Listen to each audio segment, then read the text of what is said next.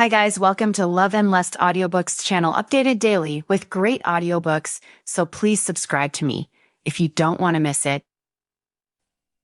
Well, let's go to read this book, taught by the Billionaire Professor, Part 1, Chapter 1 to 10. Chapter 1, Mysterious Stranger. We might have to say goodbye to Virgin Ellie after tonight.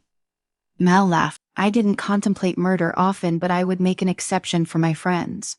I had made it very clear to both Mal and Aiden that I wanted to finish my class registration tonight. It was well known across Edenbrook Academy that classes fill up quickly, and if you wanted to have a chance at getting the ones you wanted, it was best to register as soon as it was your appointed time. However, Mal insisted you still have a whole week for that. But the back-to-school happy hour at Neon Dreams is only once every summer. Also, once the semester starts, it's almost impossible to get you to come out with me again. As a result, here I was at the most popular nightclub near our school, throwing my arms up in the air and swaying my hips with my best friend. Well, there was no point staying pissed off. Mal was right. Once the semester started, I would have to focus on my study. While I preferred to get all my classes registered ASAP, it wasn't like I would miss the registration deadline since I was already here. I might as well have fun. After a few drinks, I couldn't suppress a chuckle when my best friend started to flail her arms in time with the bass, heavy music, and winked one of her chocolate, brown eyes at me. Another couple of hours had passed, and I started to really feel the alcohol. Everything was hilarious, and I was sure that my cheeks were bright pink. Mal gave me a sidelong look and nudged me with her elbow when we went to the bar to pick up another drink. Really? That guy has been checking you out since we got here. I rolled my eyes, but giggled. Yeah, right. I'm not lying. Where's this guy then? She just laughed and tightened her hold on me. I didn't realize why until the room started bouncing up and down. Obviously, I had been jumping there, the one in black on the edge of the dance floor. I followed her gaze, finally spotting a tall man with a lean figure right where Mel had described. And instantly, my heart skipped a beat. He wore a slim-fitting suit, and the jacket hugged his muscles perfectly. The alcohol was messing with my senses, so I couldn't really make out his features too clearly, but just a simple glance, I could already tell he had an extremely attractive body. Then he lifted his arm to drink. How in the hell could someone use such a simple movement to make himself look like a sexy divine? I swallowed as a rush of heat coursed through my body. Mal obviously saw my reaction, right? He's so hot, just look at his arms. And those pecs. Mal was almost drooling, and I had to agree with her. What are you guys talking about? An enthusiastic male voice joined our conversation. I raised both eyebrows at my other good friend Aiden, who was grinning boyishly at us, his bright blue eyes lighting up even further. Like Mal and I, Aiden was also an Edenbrook Academy student. The only difference was that the two of them could easily afford the expensive tuition, while I was on a full-ride scholarship. A super hot guy has been checking Ellie out. Mal laughed, way more excited than I was. The one in black. Where Aiden looked over to where we were glancing. I don't see a guy in black over there. I robbed my hazy gaze.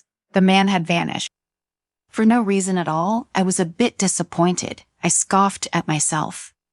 Seriously, Ellie, just how desperate were you to get laid? I half-jokingly complained, all too bad. See, it's not like I didn't want to try. I just don't think he's as interested in me as you think. Shut up, you have no idea how gorgeous you are. There have been 6 other guys checking you out tonight. What? Yeah, I choked on my drink, amazed that Mal was even keeping account for me. She shrugged. But they're not good enough for you, so I didn't bother saying anything. This guy, though, she winked at me with a sly smile, girl. You'll regret it if you let him pass. Aiden looked at Mal and frowned. You shouldn't hook her up with someone when she's like this. This was strange since Aiden wasn't usually so rational. Mel seemed to think so too. She gave Aiden an odd look. See, Manalden, you shouldn't interfere if Ellie wants to have a little fun tonight. Don't think we didn't see you grounding your ass with that thin blonde just now. Ellie, I saw him go that way. At least get his number. Mel encouraged as she pointed toward a corner of the club. Aiden wanted to say something, but Mel grabbed Aiden's arm, pulling him away. Aiden, we're all adults. Leave her alone for now. Besides, you still owe me a dance. Have fun dancing. I giggled and waved after them, watching them disappear into the crowd. I took a sip of my drink and was happy to let my feet take a break from the dance floor. Then Mel's words played in my head. I couldn't help but look toward the corner that Mel pointed out, and she was right. The man was there, hidden in the shadows. He was just a tall, delicious-looking shape. I didn't know why. All he did was stand there, casually leaning on the wall, but through the loud music I heard my heart start to speed up and heat started to climb up my face. I tried to focus on my drink and ignore him. I also forced myself to shift my gaze away to avoid eye contact. However, the more I tried not to look his way again, the harder it got.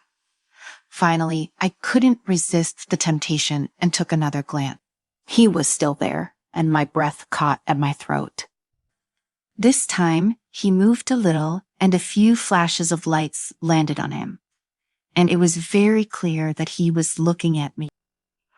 My face started to burn and questions spun in my head. Who was he? Also a student at Edenbrook, had he really been watching me the entire night? If so, why didn't he just walk over and speak to me? Fuck it. I chugged the rest of my drink and made my way toward him with my head held high. I was done playing the game. I stared at him as I walked. He didn't move, as if he had been waiting for me, although I couldn't see for sure. I could almost sense that he had a smirk on his face. Once I stepped into the shadows, suddenly, the colorful disco lights all faded into the background, and it was as if we were the only ones in the room. It was very dark, and I couldn't see his face very well, but I saw his eyes. They were pretty bright green with golden flecks. I got lost in them, like I was wandering through a forest speckled with sunlight. The intensity of his gaze on me pulled me in even more. I heard my heart pound even louder. So you've been watching me, have you? I swallowed hard, trying to make my tune sound calm and careless. The stranger didn't answer for a moment, his intense green eyes watching me as I stumbled slightly toward him. Yes, he finally admitted as he leaned down to my ear, almost whispering just a single word. I already was craving for him to speak more. However, what he said next slightly annoyed me.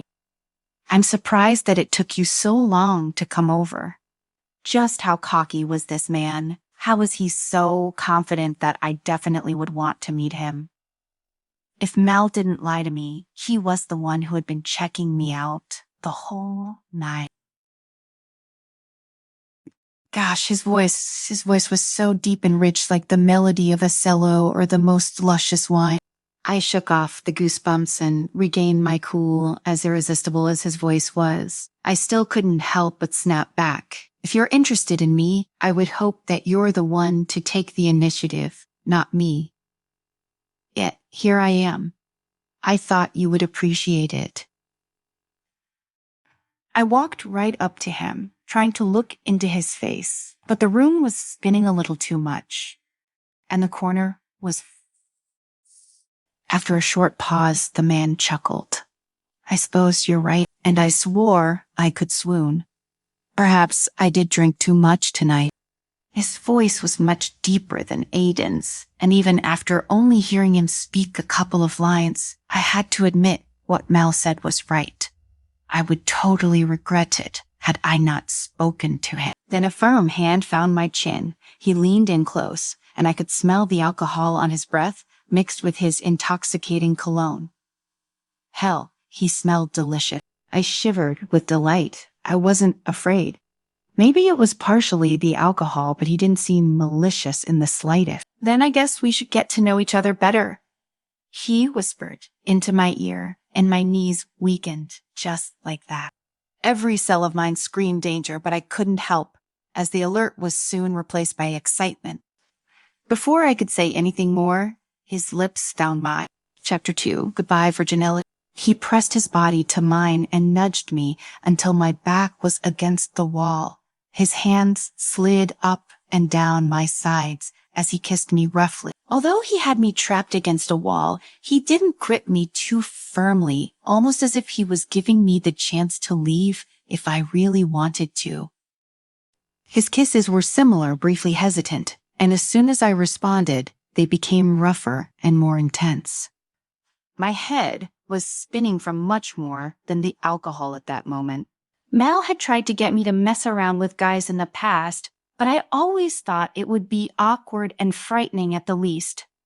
I certainly didn't expect to have the exact opposite experience. We had never met, and yet it was as if I had kissed and touched this man many times in the past, since somehow we were moving as one.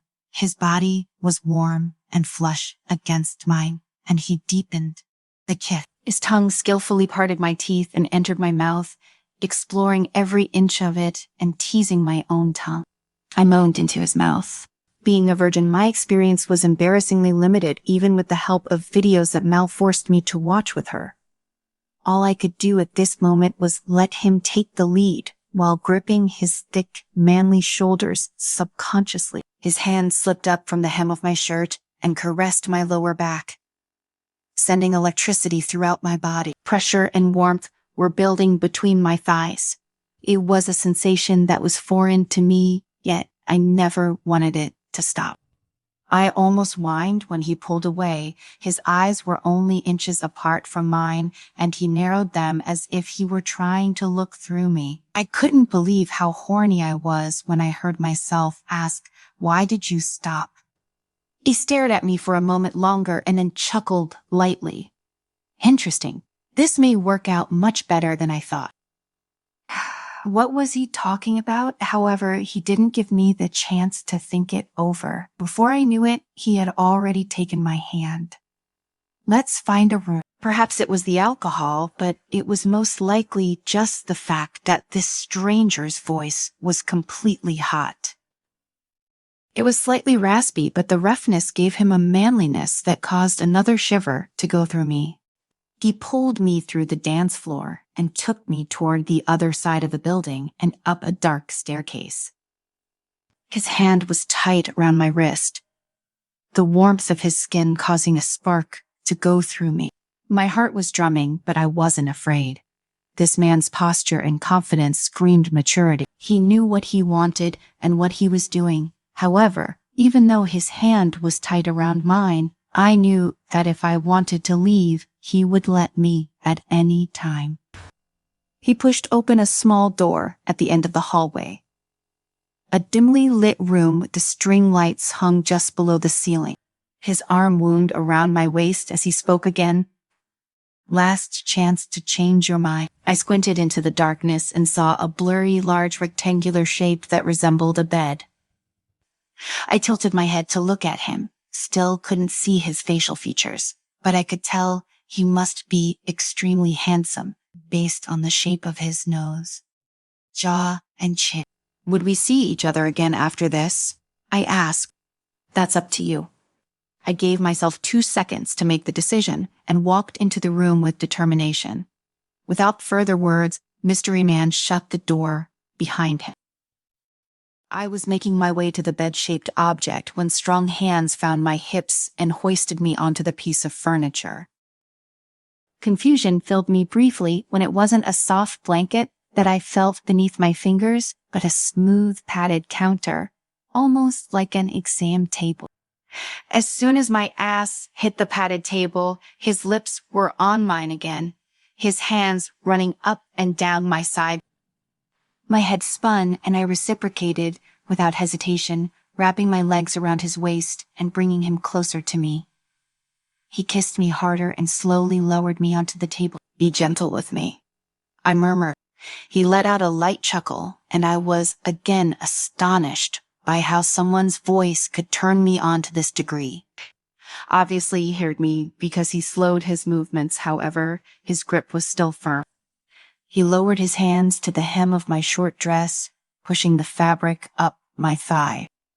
I reached up and ran my fingers along the thick strands of his beard, marveling at how smooth it was.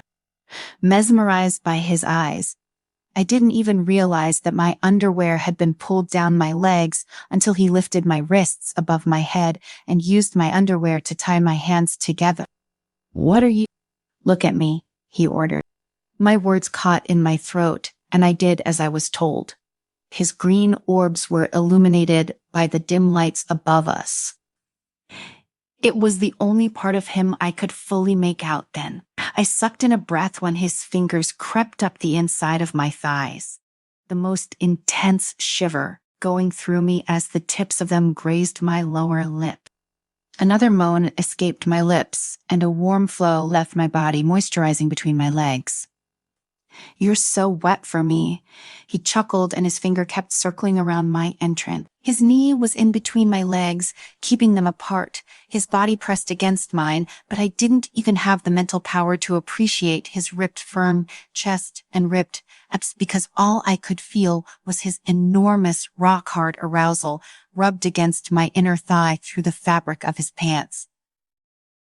I groaned as more pressure built up in my core and warmth pooled under my body. I couldn't help but tilt my head back. He immediately dropped his smooth lips to the side of my neck while his thumb found my clit and started rubbing it mercilessly. The sudden and intense bliss shot through my body, and I gasped and moaned at the same time while my whole body melted into his touches. He didn't give me any chance to adjust to the bliss before his thick finger thrust into me. I cried as a wave of pleasure washed over me. "So tight," he praised, his breath heavy and a little surprised, but that didn't stop his finger from shoving in and out of me faster and deeper. "Let me hear you." He didn't have to tell me. I cried out as his fingers sped up and my body quivered with desire and pleasure. Something slid from my shoulder and fell onto the floor, perhaps my purse. But who the hell would care at this moment? He had added another finger while his other hand yanked down my bra and squeezed one of my breasts hard. I couldn't even make a sound before his lips moved from my neck down to my other breast and started sucking on my nipple. My brain was totally short-circuited by the mind-blowing sensation. My head was spinning, and I started to feel extremely light. My consciousness started to fade away. All I could feel was wave after wave of pleasure. I tried to tell him that I couldn't handle it anymore, but I wasn't even able to make out those words. So I shut my eyes, letting his thick fingers continue to explore my core relentlessly, hitting the peak of my pleasure at each thrust. Finally, a flood of warmth poured out of me as I spasmed. My whole world started to shake, and my eyes rolled back as blackness took over my vision. I heard myself murmuring something. "Goodbye, Virgin Ellie." When I opened my eyes, I sat up violently from the bed. It took me a moment to realize that this was my dorm suite. Glancing down at the stream of sunlight that danced across my plush white comforter, I swiped a hand over my face, entranced by the extremely vivid and sexy dream I had just had. I was about to drop back down against my bed in bliss when I spotted something on my chest just above my low neckline. It was dark, red, and oval shaped. A hickey, a large one. Holy shit. I shot up again, looking down at myself. I was still in the dark blue dress that I wore to the club the night before. But there was way more than just one mark. Not only that, when I started to move around, the strange soreness between my legs made something clear as day. It wasn't a dream. The mysterious incubus had been real. I shot out of my bed and sprinted to the attached bathroom, staring at myself in the large mirror. Hickeys lined the top of my chest, a few on the lower sides of my neck. I looked at the rest of my skin and flushed with embarrassment. I would have to wear nothing but high-neck clothes for the next few weeks. Despite the fact that it was August, I blushed even darker as one important question swam through my mind. So I had lost my virginity to the mysterious stranger. The realization sank in, and for a moment, my brain went blank. I didn't even know what I felt: upset, anger, or shame. Logically, I should have been panicking or freaked out, right? But no, I didn't feel any of that. I just lost my virginity, but I wasn't afraid. The man last night made me feel so good and so alive that all I could do was wanting more. If anything, I was disappointed in myself for not asking his name or number. Oh God, what was wrong with me? Was I really that horny? I covered my face with my hands. Ellie, are you awake? Mal's voice successfully pulled me out of my own miserable thoughts, followed by the knockings at the door. Yes, one moment, I shoved myself into a hoodie before letting her into my room. Hey, Mal. The moment she saw me, she let out a long breath of relief. Great to see you up. Are you feeling okay? You were out last night. She walked in while giving me an odd... It's the middle of summer, and you're wearing a long-sleeved sweatshirt. Ellie, you'll give yourself a heat rash. I'm fine. It's just the ECID is freezing, I lied. Knowing Mal, had she known I'd really slept with a stranger, she would be grilling me for details now. Based on her reaction, she probably didn't know much either. I let out a sigh of relief. I still needed some time to digest what happened last night. I was so beyond puzzled. What happened to me after I passed out? Did I have sex or not? Also, how did I get back? Why are you staring at me like that? Mel's voice was suspicious. Ellie. I cleared my throat and shifted my gaze from her. Mal, did you get me back last night? You said I was out. Yes, you were. You gave us a heart attack. The club was closing, and Aiden, and I couldn't find you. We called your cell, but you didn't pick up. We were about to call Booked Path when a waitress took us to a booth at the corner. And you had passed out there. We brought you back. You didn't even wiggle the entire way. It's nice to see you up and around. I didn't know what to think at this moment other than being even more curious about what happened between me and that stranger. Mal pulled up a silly smile. Well, I hope you had fun last night.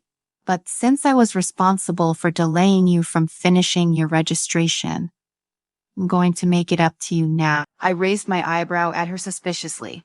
Her smile widened. See, I decided to come over to register classes with you so that you're not so lonely doing this boring work all by yourself. Aren't I so considerate? Yeah, right. I rolled my eyes at my friend's silly grin and handed her a piece of paper.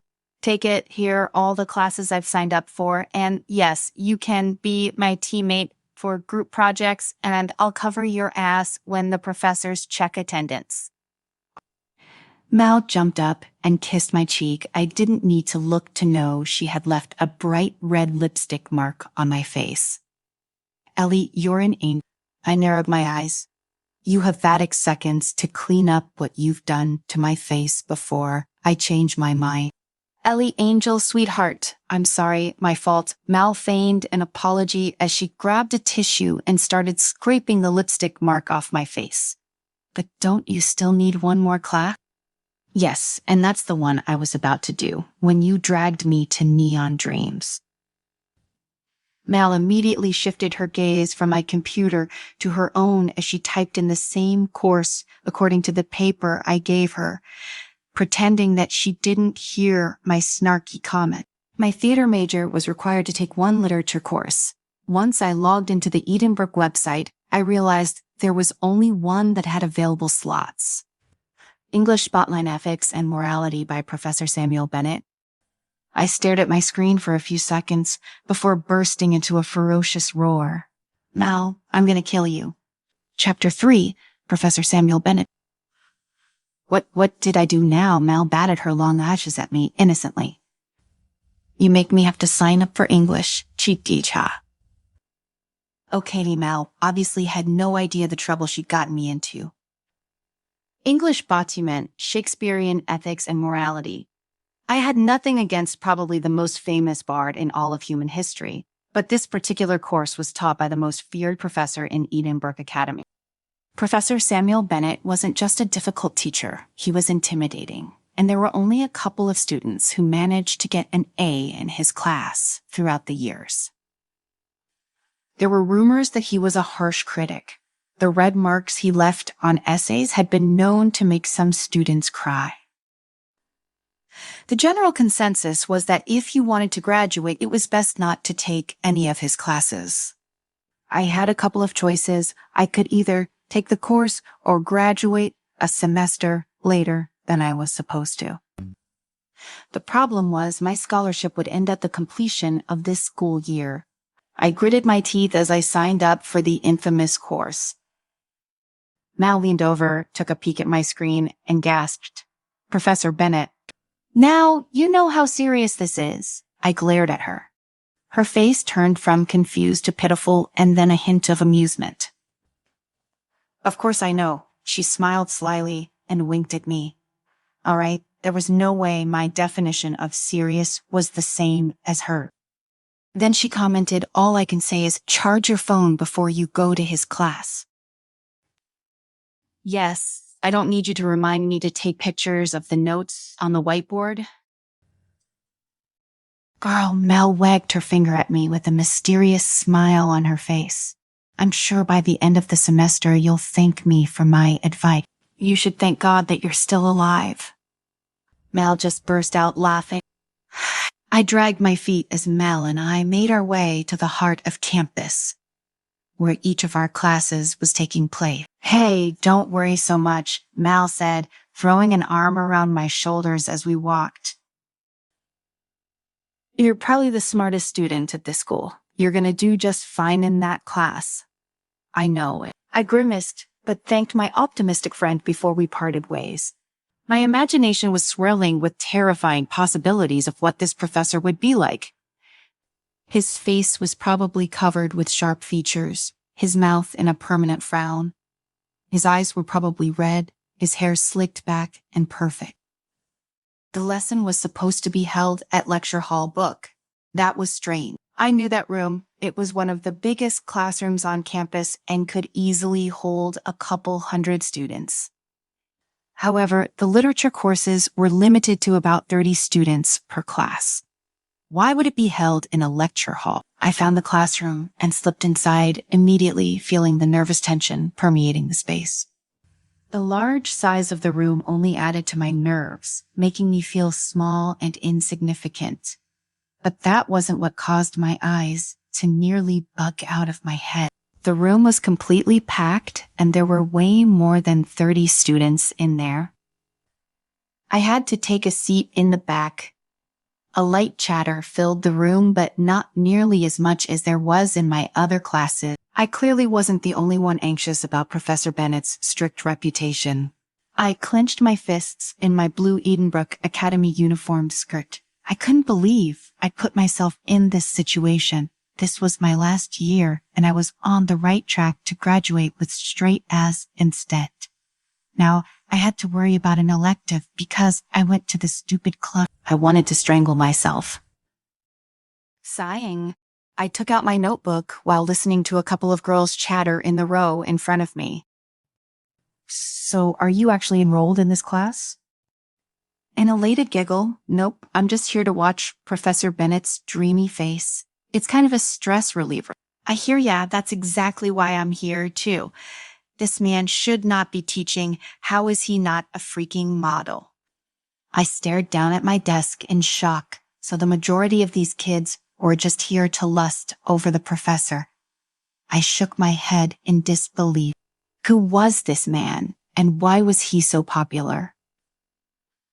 The door clicking as the knob was turned had all of us straightening in our seats. All I could hear was my own nervous breathing when a tall and graceful figure stepped through the door. He was still wearing a pair of sunglasses, so I couldn't see his facial features right away. But I wasn't nearly as terrifying as my brain wanted me to believe. Professor Bennett was tall, easily over 6 feet. His long legs strode into the classroom with confidence and grace. He wore a dark gray suit, which hugged his biceps perfectly, but it didn't look tight at all thanks to his broad shoulder.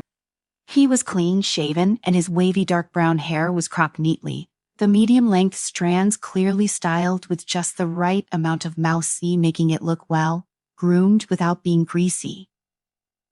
However, from the way he carried himself, I couldn't help but think he should be teaching business or mathematics as opposed to literature.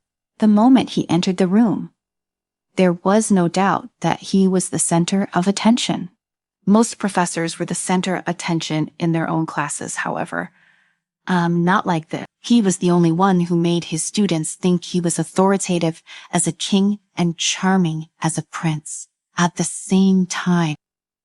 Then he took off his sunglasses and turned to face the room, and I got a good look at his face. I had to stifle my gasp. Now I understood why the room was packed. Well, packed with girls.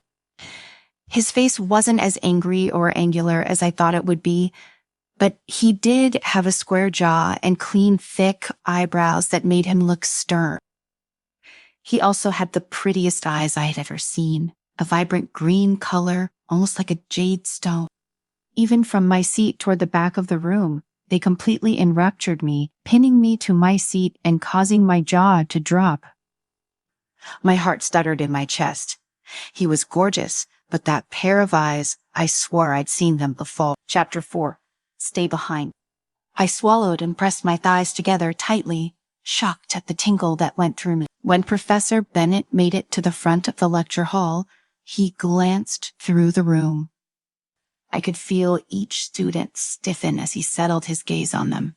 Finally, his gaze fell on me, and I couldn't help but avert my eyes to the top of my desk. A chill went through me. It could have been my imagination, but it felt like he stared at me for a second or two longer than he had at the others. Welcome to Shakespearean ethics and morality, he finally said in a musically deep voice, and I let out a breath of relief. He couldn't be that mysterious man in neon dreams. Yes, they had similar eyes, but it was very dark that night, and I was drunk. Whatever little that I remembered might not be true. In this course, we will be reading various texts by the famous playwright and discuss themes that arise regarding the various dilemmas and debates that are found in each narrative. There was no way I very likely had sex with my professor. Nope, it couldn't be. I took a deep breath and forced myself to focus on what he was saying. Shakespeare's mastery of the English language is often considered his greatest strength. It is my hope that by the end of this course, you all will have gotten just a little closer to understanding this beautiful language in a way that would please the famous playwright. Okay, he didn't just have a musical voice, he had a rich, sophisticated way of speaking that was mesmerizing to listen to. As the class went on, the more he talked about Shakespeare and his works, the more I was intrigued by his lesson. It was easy to tell that a lot of care went into the syllabus for the semester, and that Professor Bennett truly cared about what he was teaching. However, I was momentarily distracted when those two girls in front of me started whispering in low voices. Again, oh my God, he's so hot. I know. I'm just surprised that he teaches literature, isn't he, from the Bennett family? I would think business would be more his thing, the first girl said. I had little idea of who the Bennett family was, but it sounded like they were big in the business world. Oh, don't you worry, he went to Harvard and has a MBA degree, but his second major was in literature. Then why didn't he teach business courses here instead? I heard his mother was very invested in the arts, especially literature. That's why he chooses to teach this class. even though he's more than qualified to teach business. Really, you do? Why does that somehow make him even hotter? I snapped back to what Professor Bennett was saying when his voice took on a more intense, but still musical quality. I'm sure you are all well aware of the reputation that my courses hold. He paused as if wanting to let that sink in before he continued in a harsher voice. I'm here to assure you that they are true. This course will be rigorous, so you'd best be prepared to put in the necessary time and effort to pass. Now, in terms of grading, I felt several students shift nervously in their seats, and I also perked up my ears. Exactly. I like to think that my class is pretty straightforward. Professor Bennett continued, in addition to the 6 plays that you will be reading, there will also be a midterm, a final 2 essays, and a final project, which requires you all to get into small groups and put on a Shakespeare play of your own. That includes references to some of his most famous plays. I hate essays. I heard that he eats essays for breakfast, one student complained. Yeah, another agreed instantly. It's impossible to get an F from what I heard from my friend's older sister. I grimaced at the conversation but made my decision. Whether he was the man in neon dreams or not, I was determined to do well. I couldn't allow one course to drag down my gutty and ruin the hard work I put in for the past 3 years, especially when I was very sure that I would really enjoy what would be taught in this class. Even if that meant I would be spending most of my studying time on this elective. We're nearing the end of our first class session, Professor Bennett announced. Are there any questions? He was met by silence. Do not hesitate to ask, Professor Bennett cautioned. The fool doth think he is wise, but the wise man knows himself to be a fool. I felt a blush of pleasure burn across my cheeks. He recited Shakespeare beautifully. I knew the line well. It was a famous one from As You Like It. Professor Bennett raised one of his perfect eyebrows and his lips formed a slightly crooked smile. My heart skipped a beat, and I was more than sure I wasn't the only female in the room who reacted this way. Very well, he said with a careless shrug. If there are no questions, then I suppose we have time for a pop quiz. Now today is a lucky day for you because anyone who answers my questions right will get town points added to their finals. An audible stir finally rose up throughout the classroom. Even I muttered something under my breath. How could there be a pop quiz on the very first day of class? However, the read points sound extremely tempting. Professor Bennett pretended not to notice our displeasure. First question, from what play is the line I just recited? I looked around, but not a single person raised their hand. I swallowed thickly before raising mine, barely above my head. He called on a dark-haired boy in the front row who scratched the tip of his nose. I don't know. Hamlet. Professor Bennett shook his head with clear disappointment. That is incorrect. I'm afraid. Next question. What is the name of the mischievous fairy in A Midsummer Night's Dream? I looked around, but no one else raised their hand. I lifted mine a bit higher, my elbow going above my ear, but my arm bent slightly so it wasn't as high as it could go. He called on a girl with straight black hair in the third row. She grimaced. I don't know, Professor. Okay, Professor Bennett said in a flat voice. Last question. Which of Shakespeare's plays is a comedy centered around twins, Viola and Sebastian? I cringed, sinking slightly in my seat and lowering my hand since I actually didn't know the answer to that one. His dark green eyes landed on me. No, please don't ask me. Would you like to answer this one, miss? I noticed you had your hand up earlier. My eyes rounded, but my words seemed to get caught in my throat. I felt the eyes of the other 100 or so kids in the room. He did that intentionally, I swore. Well, he prompted. I bit my lip before muttering, reluctantly, I don't know.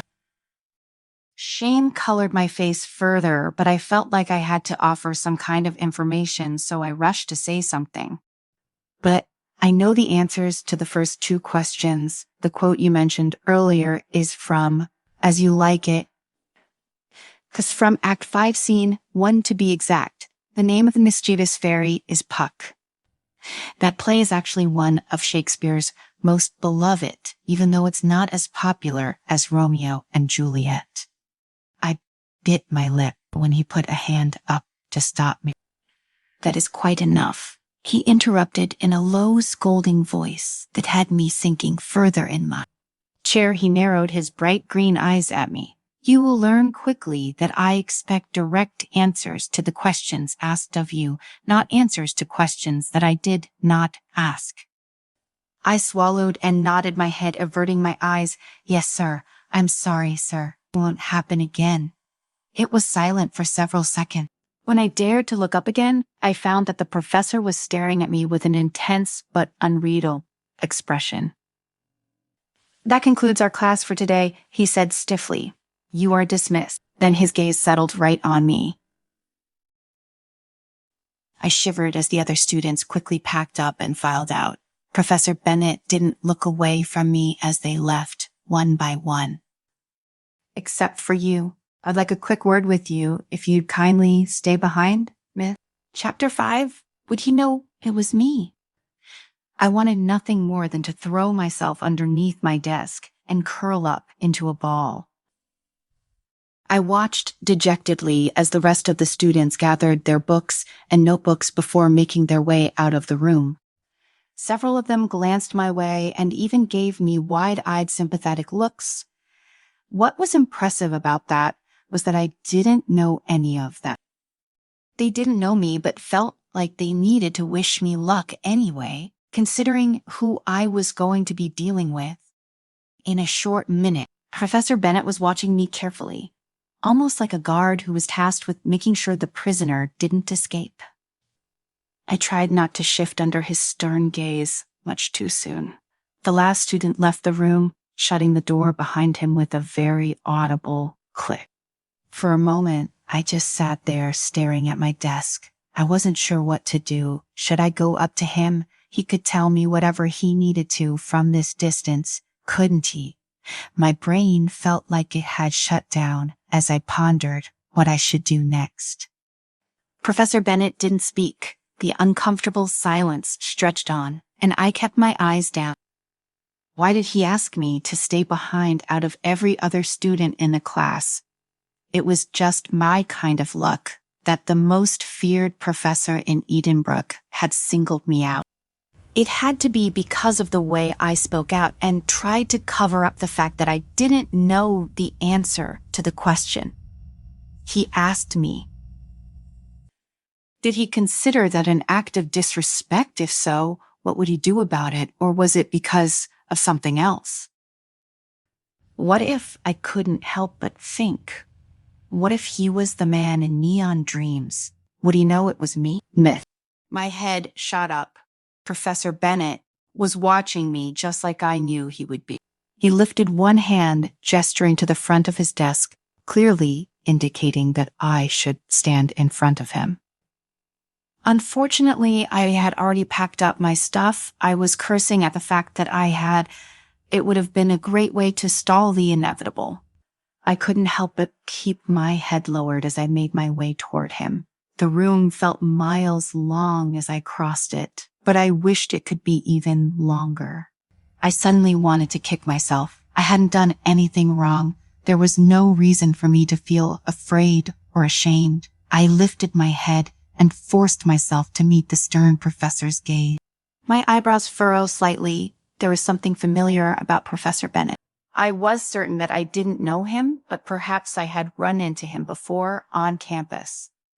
There was something about the confident way he carried himself that sparked something inside of my brain, something at least close to recognition. Much too soon, I was standing before him. His bright green eyes were searching as they swept over my face. I only barely resisted the urge to lower my eyes again. The silence finally became too much, and as I tended to do, I let my mouth run off as a result of my nerve. I'm really sorry for speaking out like that, I said. I don't know what came over me. I guess I didn't want you to think that I don't care about Shakespeare because I really do. My mom would buy me used copies of the plays from our local library, and we would act out some of the scenes together. It was a huge part of my life. For the second time that day, he put up a hand to silence me. "Miss Collins, is it?" he asked after a moment. "Yes, sir," I confirmed with a nod. I was only slightly shocked that he remembered my name from when he took attendance at the start of the course. Not many professors took attendance, but Professor Bennett made it abundantly clear that attendance was a decent portion of our grade. Professor Bennett didn't speak for a while, just continued to search my face. I was rapidly growing uncomfortable but straightened my shoulders. "Forgive me, sir. Have I done something that wrong?" His expression was unreadable, but something glinted in his irises. "You seem to know a great deal about Shakespeare, Miss Collins." He lowered his voice slightly. I couldn't stifle the gasp that flew from my throat. His deep voice coupled with his intense green eyes caused a not-so-distant memory to surface in my mind, no matter how hard I tried to press it down, even though it was a blurry one due to my drunk haze and the darkness that surrounded us in the corner of the club that night. Professor Bennett reminded me of the mystery stranger from the other night too much. I shook my head hard, though. That was impossible. It was so obvious now that it wasn't him, that I was mentally kicking myself. Yes, they both had captivating green eyes, but Professor Bennett was clean-shaven, while even in my drunken state, I had been hyper-aware of the beard I'd felt against my lips that night. Just because they both had similar green eyes didn't mean they were the same person. I shook my head as I snapped back to the present. Professor Bennett looked like he was waiting for me to speak. I bit my lip. Yes, sir. My mother loved Shakespeare and passed a lot of that down to me. We used to read the plays together." His hard expression softened. Professor Bennett was insanely hot. I couldn't deny that fact. But every second I stood here, it got harder to imagine what that night would have been like with the stern teacher. The events of that night were a blur to begin with, but they seemed to get even hazier the more I tried to recall the facial features of my mysterious man, but that only intensified the sensation in my memory. The blood on my face burned even hotter as I replayed the way his firm hands felt all over my body, the way he kissed me roughly.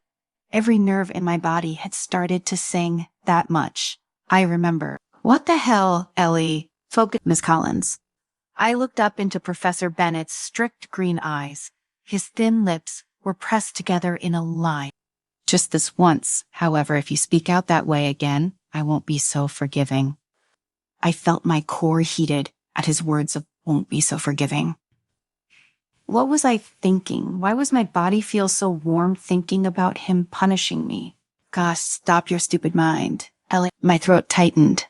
"Okay." He stood up a bit taller, looking down at me. "While I appreciate your knowledge and passion of Shakespeare, you'll do well to answer the questions given to you," he said. Then he narrowed his eyes dangerously. Have I made myself clear?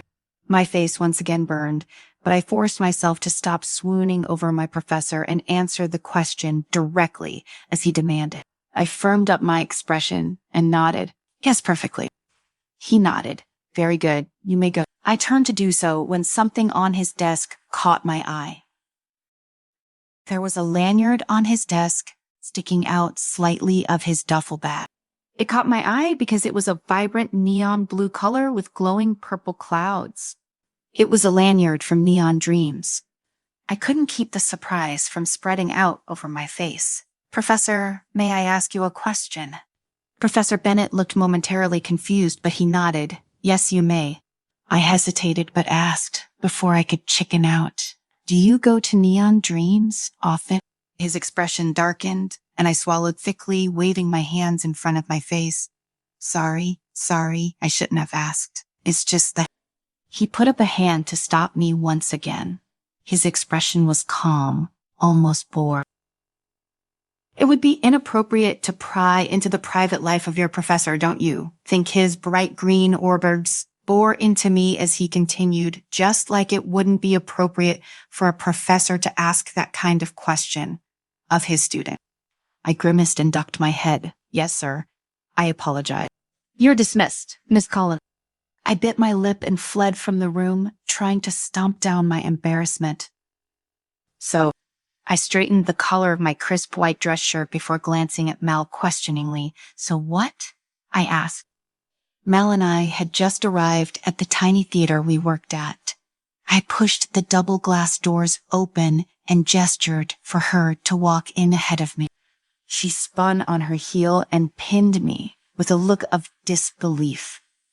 She put her hands on the hips of her black dress pants. You haven't said one word about Professor Bennett's class. I assume that means everything is completely fine and that the rumors are just extreme exaggerations. I just barely controlled my expression, keeping it passive. It had been hours since that encounter, and I, contrary to what Mel thought, had actually been thinking about it. Nonstop. I hesitated as Mel continued to glare at me because what was I supposed to tell her? That he was extremely handsome, that I spoke when I shouldn't, that he reminded me of my mysterious man, even though I trusted Mel. It just didn't seem like a smart idea, especially now that we were in public. I decided that I had to say something to ease Mel's suspicion. I could complain about him. In fact, I had plenty of reasons to rant about him in the way that Mel was obviously expecting. I'd say he lives up to his reputation, I said, grimacing as I thought about how nervous the entire class was throughout the whole session. I've never been in a classroom so quiet. You would think we were all being led to the executioner.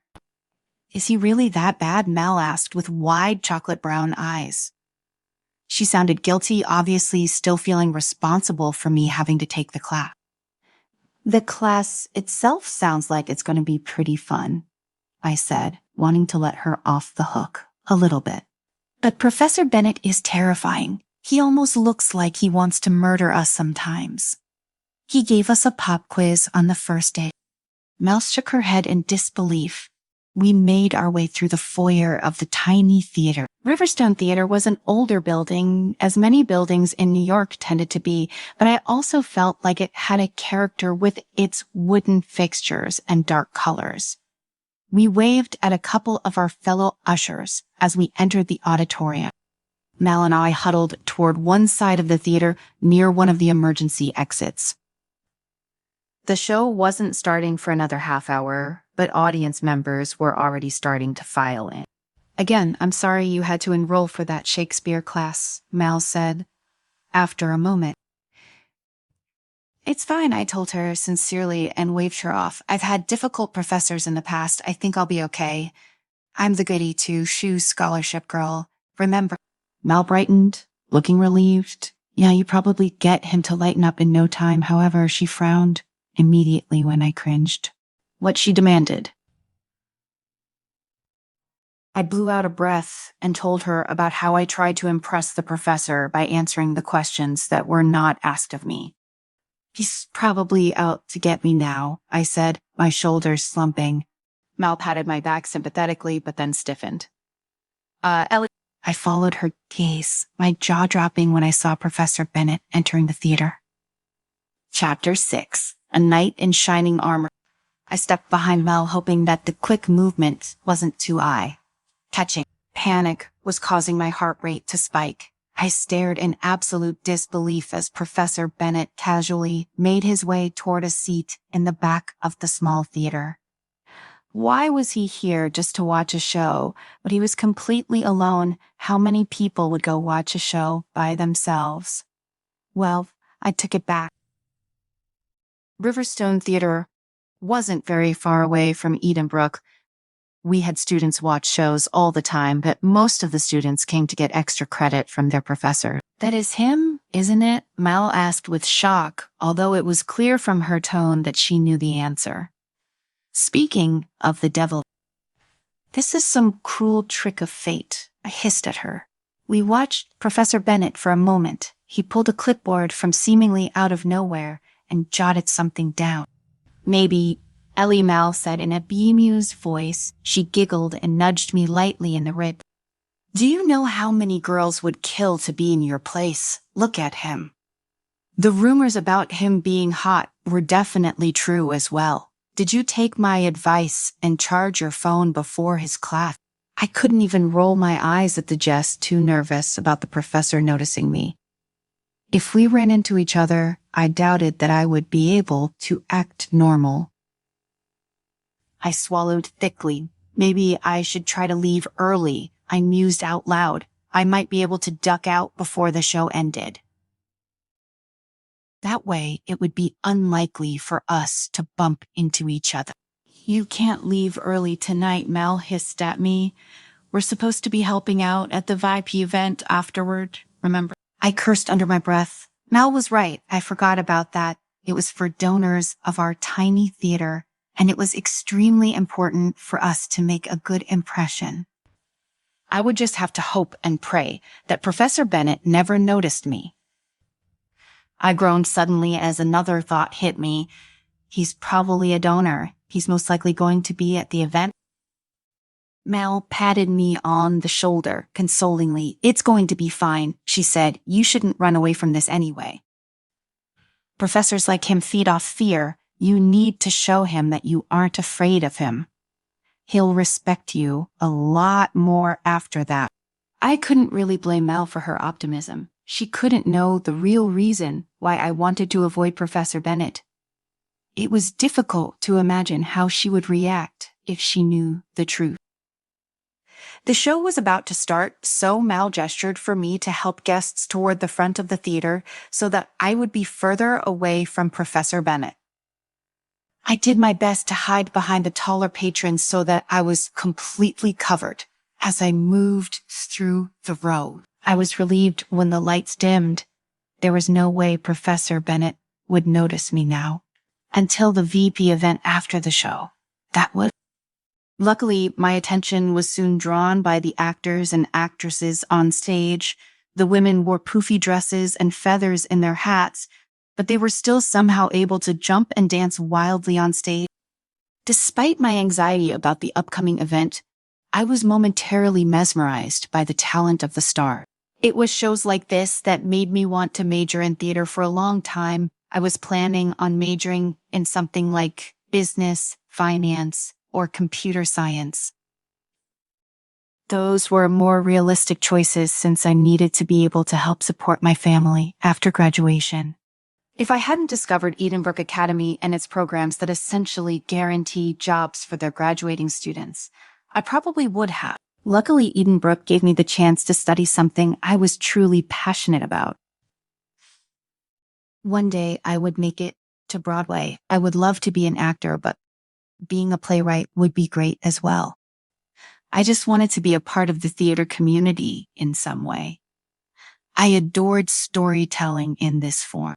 I loved the bright costumes and the dancing, as well as the ability for each show to differ wildly from the previous one. Despite the story being the same, all too soon, the show came to an end.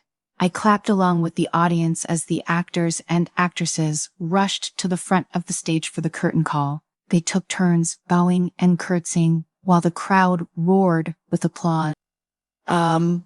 Once we cleared the theater of audience members, Mal and I headed to the VIP event, which was taking place on the second floor of the theater, in the event room. We took food and drink orders from each donor before going down to the theater's small kitchen to collect them for the chefs who were hired for the night. The kitchen and event room were obviously new additions to the theater. They were much more modern, with higher ceilings and sleek white furniture. The rumor was that the guy who bought the theater a few years ago was pretty rich and was looking for ways to redo the entire thing. I'll host whichever table Professor Bennett is at so that you can avoid him, Mal said as we climbed the steps back to the event room. I thanked her but wasn't optimistic that we could pull this off. The venue wasn't very large. He was definitely going to see me, but at least I wouldn't be forced to interact with him. I would just have to spend the evening pretending that I didn't see him. But as fate would have it, as soon as we got to the top of the steps, I bumped into a firm, male chest. Sorry, I squeaked, looking up at the man. My eyes nearly bugged out of my head as Professor Bennett stared down at me, his green eyes glinting as he instantly recognized me. I choked on my gasp and took a step back, realizing a second too late that I was on the top of the velvet-lined stairway. Mel shrieked my name as I fell backward. I squeaked when a warm and firm hand wrapped around my wrist, yanking me back up before I could tumble down the step. I gasped in shock and looked up at Professor Bennett, who had a tight grasp on my arm. He pulled me upright. His bright green eyes were narrowed. You need to be more careful, he scolded me, his hand still around my arm. He gestured with his free hand down the stairs. You could have been seriously injured if I hadn't been able to grab you in time. I nodded meekly, but my cheeks burned with annoyance at his tone. I wanted to snap that. He shouldn't be standing at the top of the stairs anyway. I hadn't been moving all that fast. He could have stepped to the side to avoid me colliding with him. Finally, he seemed to notice that he was still holding my arm, so he quickly dropped his hand and stepped away from me. He cleared his throat. Thank you for taking the extra time to help out at the event tonight. Mel and I glanced at each other in surprise before nodding. Why was he thanking us? Without another word, Professor Bennett turned on his heel and disappeared through the doors leading into the event room. Mel looked after him and wondered, what the heck was that? She wondered aloud. I just shrugged, still recovering from the shock that went through my body when Professor Bennett touched me. I have no idea. Regardless of the unexpected encounter, Mel and I went with the plan anyway. Professor Bennett was sitting with a couple of other donors. Mel went to his table, and I busied myself with the tables furthest away from Professor Bennett's. I was probably overreacting. He ran into one of his students. So what? There was no reason I should be this nervous. However, I couldn't help but feel self-conscious. It was probably my imagination. I practically felt a heated gaze burning a hole in the back of my head. However, whenever I turned around to steal a peek of Professor Bennett, he wasn't paying attention to me. I scoffed at myself inwardly, my stupid brain. Another glass of wine, please, young lady, a middle-aged man in a tan-colored suit requested. He was sitting at the bar all by himself. People started to socialize and mingle, and the music was getting loud. I smiled pleasantly at him and nodded, jotting that down before turning to go. Not so fast, dear, the man said. I turned back around, confusion spreading out across my face. The man had dark brown hair with streaks of gray in it.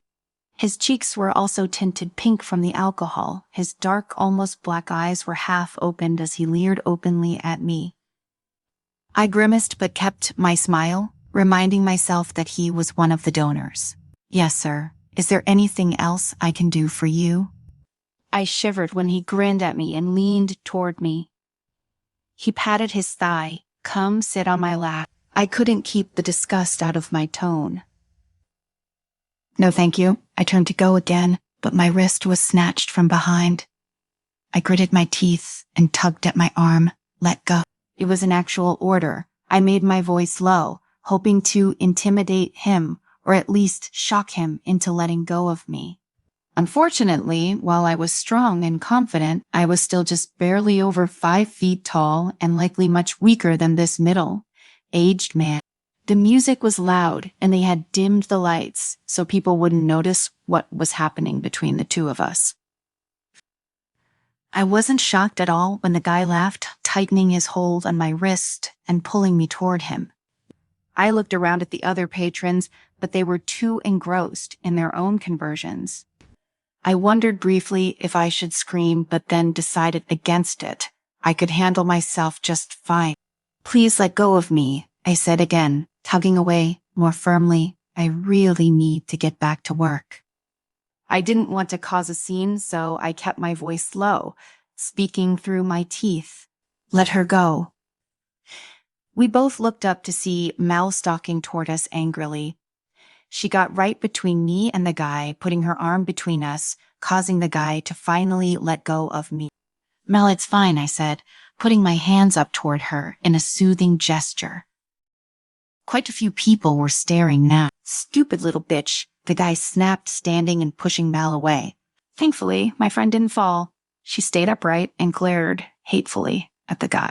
I saw red and stepped in front of Mel, shielding her with my body. Leave her alone, I snapped, puffing my chest out slightly. The guy looked pissed, his nostrils flaring.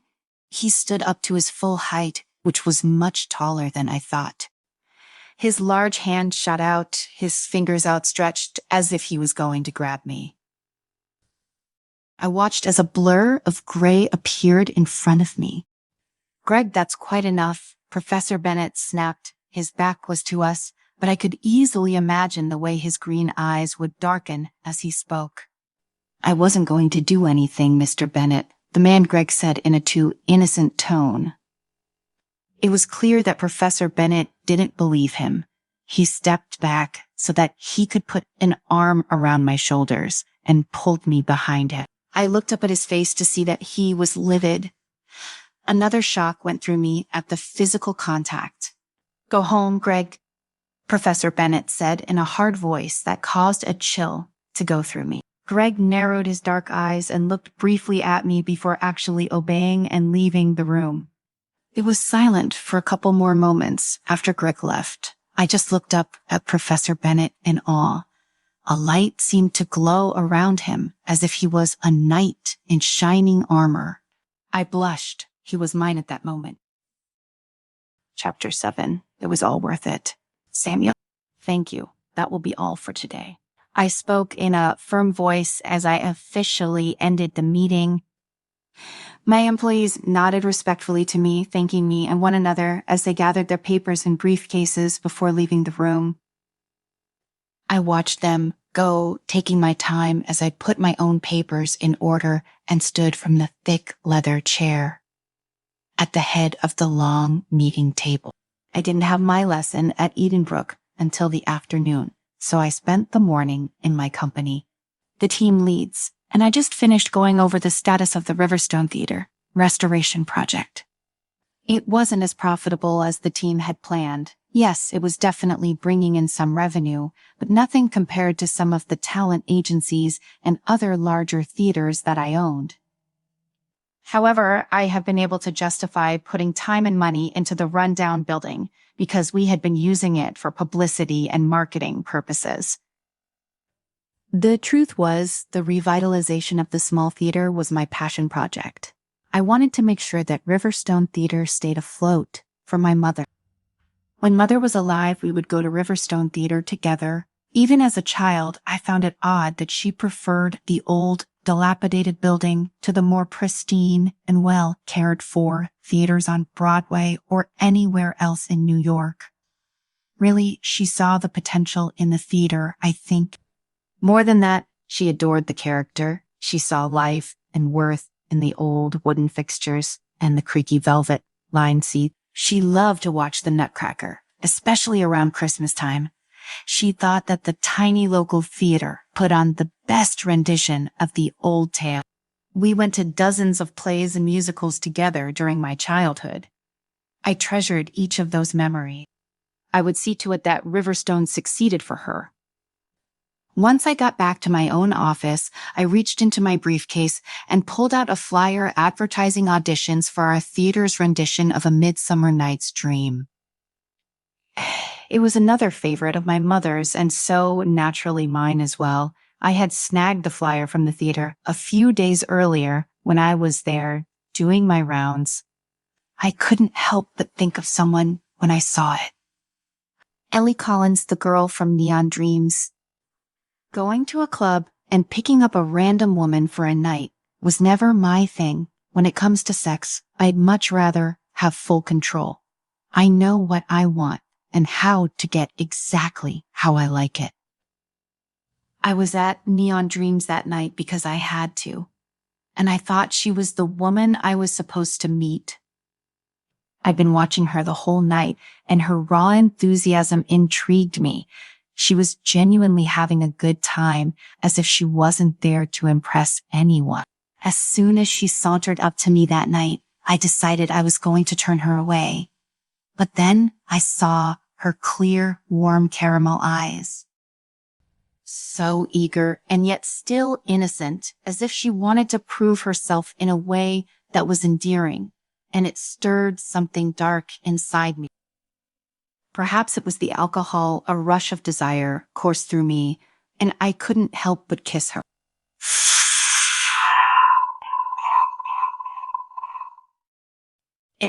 In my world, relationships or marriage were just stupid tools, but if she and I could both get some physical pleasure out of it, things would be a bit more tolerable.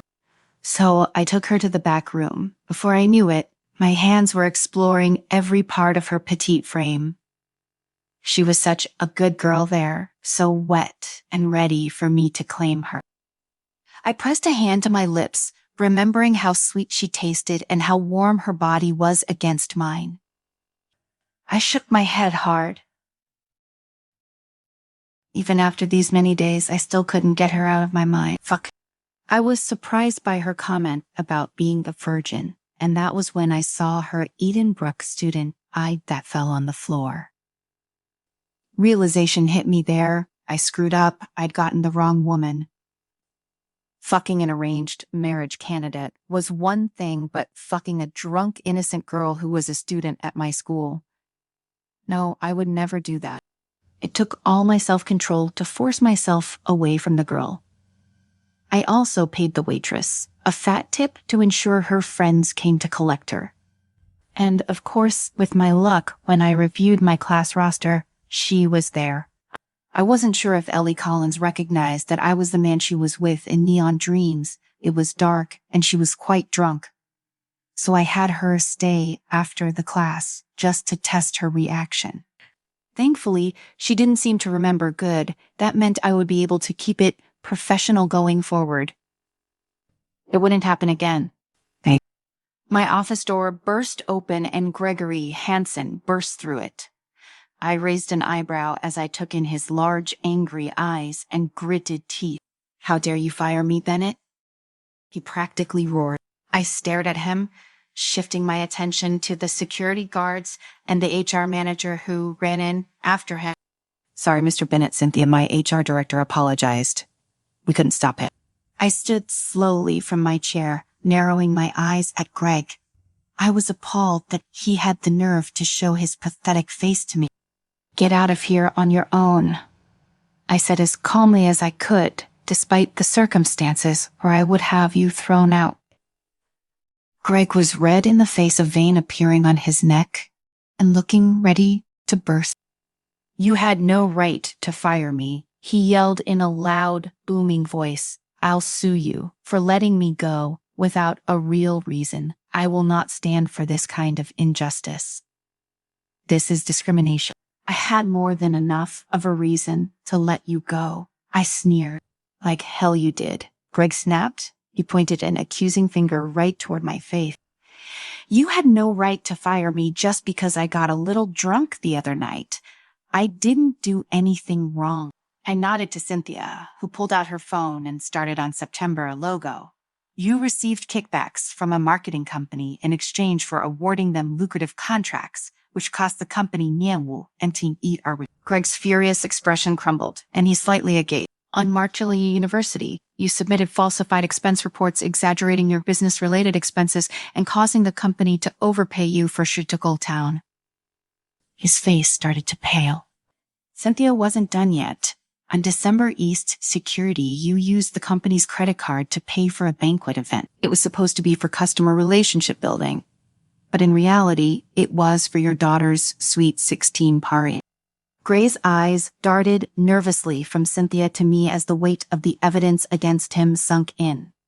"Lastly, on January 10, February, and April Tower this year, we received harassment reports. However, due to the fear of retaliation, the victims didn't want to escalate until very recently."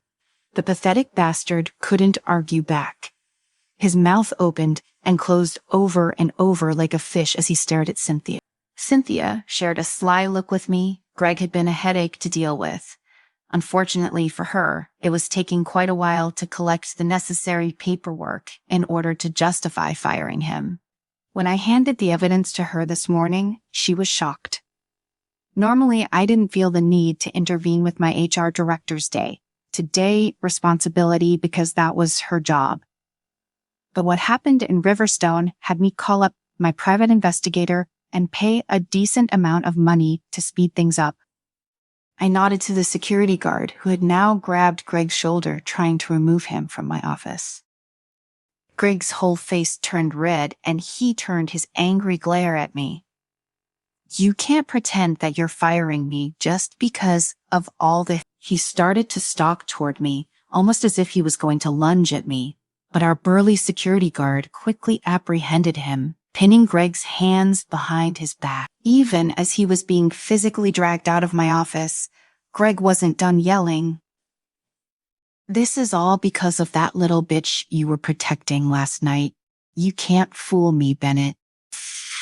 A sudden, intense anger coursed through me when he mentioned Ellie Collins. I pushed myself up from my chair. Cynthia and the security guard fell silent as they stared wide-eyed up at what was probably a frighteningly murderous expression on my face. I walked up to Greg, getting right in his face before speaking through my teeth. I guarantee you won't be able to get a job in New York State, Greg Hansen. Now get out before I change my mind to make your unemployment nationwide. Greg's lips parted, but this time he didn't make any more sounds. He and I both knew I wasn't joking. After one last hateful glare at him, he stormed out of my office. Cynthia and the security guard quickly followed, leaving me alone. 3 hours later, by the time I left the office to head to Edenbrook Academy, I was still seething internally about what had happened with Greg. And I almost felt sorry for any of the students who were unfortunate enough to stop in, while I was in this bad mood during my office hours.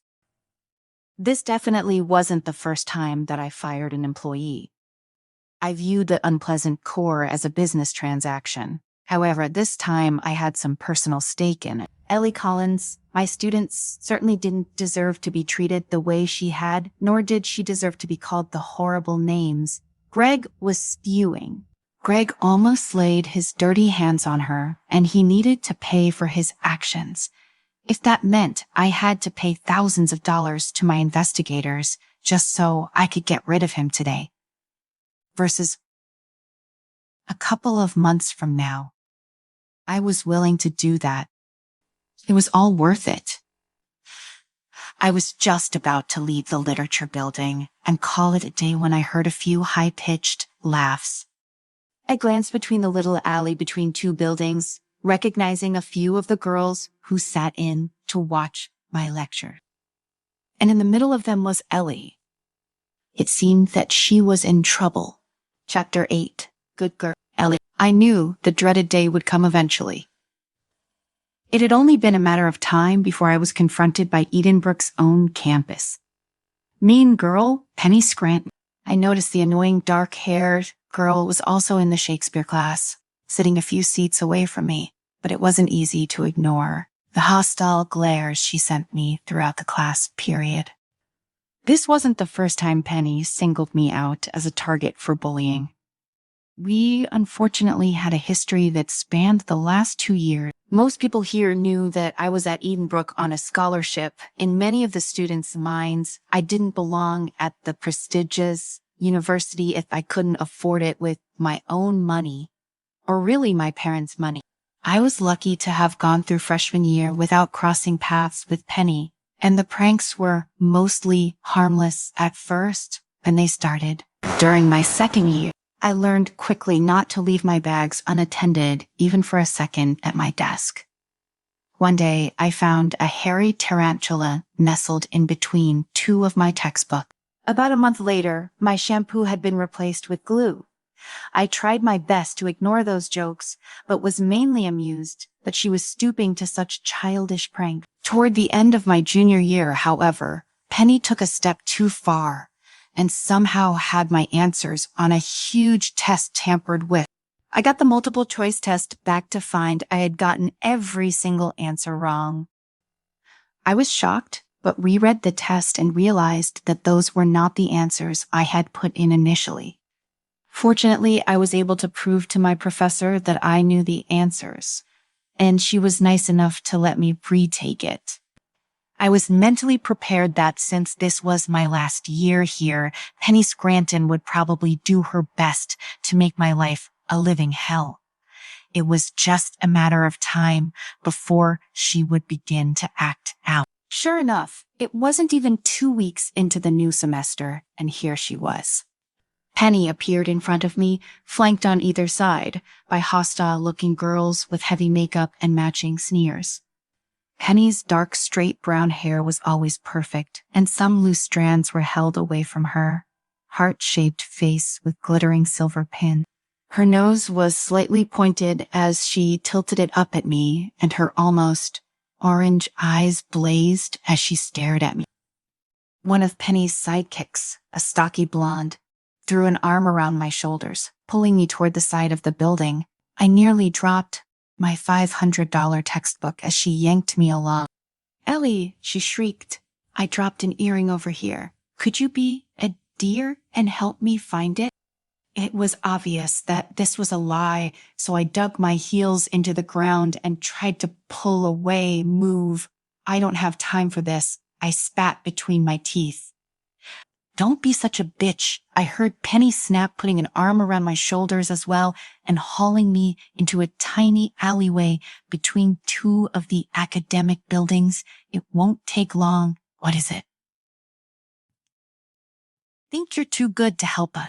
Penny shoved me further into the alley, causing me to stumble, but I righted myself quickly and whirled around to face her and her posse. "All I know is that no one lost a damn earring. Just leave me alone." "Ooh," hummed a girl on Penny's other side. "What if we just won't?" Meanwhile, Penny shook her head and snatched my textbook out of my arms.